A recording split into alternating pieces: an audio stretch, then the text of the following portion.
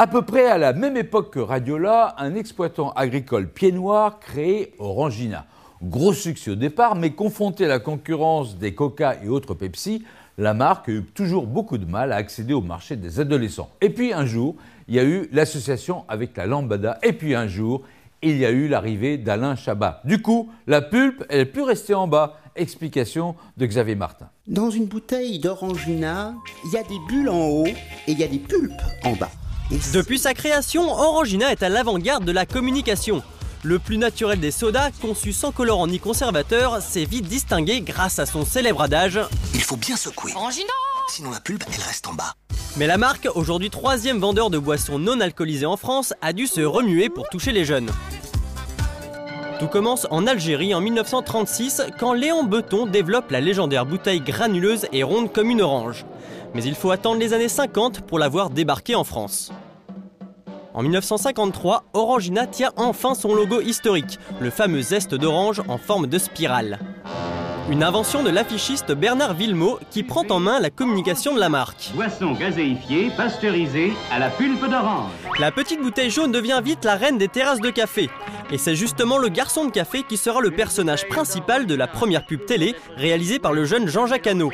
Nous sommes en 1972 et c'est le début des secousses frénétiques qui transforment le défaut de la boisson, la pulpe qui reste au fond, en une valeur ajoutée. Une bouteille d'Orangina doit toujours être secouée pour bien mélanger la pulpe d'orange. Des garçons de café agités du goulot, va y en avoir un bon paquet. Mais les ados, eux, ont du mal à suivre. Et oui, le garçon de café, ça les fait pas rêver. Un peu trop franchouillard, limite ringard. À secouer une bouteille d'Orangina. Car à la fin des années 70, ce qui fascine les jeunes, c'est l'Amérique. Mais ce territoire de communication est déjà squatté par Coca-Cola et consorts. À chaque heure de la vie, un Coca-Cola pour un sourire. Face à cette concurrence d'outre-Atlantique, Orangina se doit de réagir. Jean-Paul Goude est appelé à la rescousse. Il féminise le garçon de café. Résultat, c'est plus rythmé, plus sexy. Les ventes se portent plutôt bien. Mais le problème, c'est que ça n'excite toujours pas les jeunes. Orangina décide alors de faire un virage à 180 degrés. Fini les garçons de café.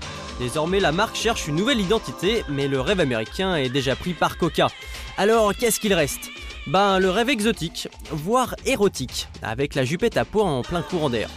Et ça porte ses fruits. Du coup, Orangina enchaîne en sponsorisant le tube de l'été 89, la Lambada. Après avoir pressé jusqu'au trognon le thème de l'exotisme, la marque doit s'adapter à l'univers des jeunes. Dans les années 90, elle passe à la vitesse supérieure et donne les clés de sa nouvelle campagne à une icône de l'humour, Alain Chabat. Paris réussi, les adolescents accrochent.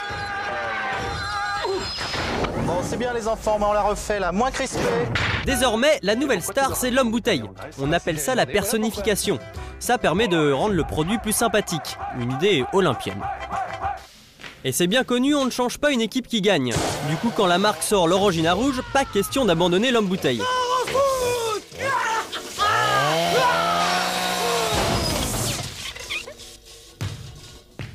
Bah quoi?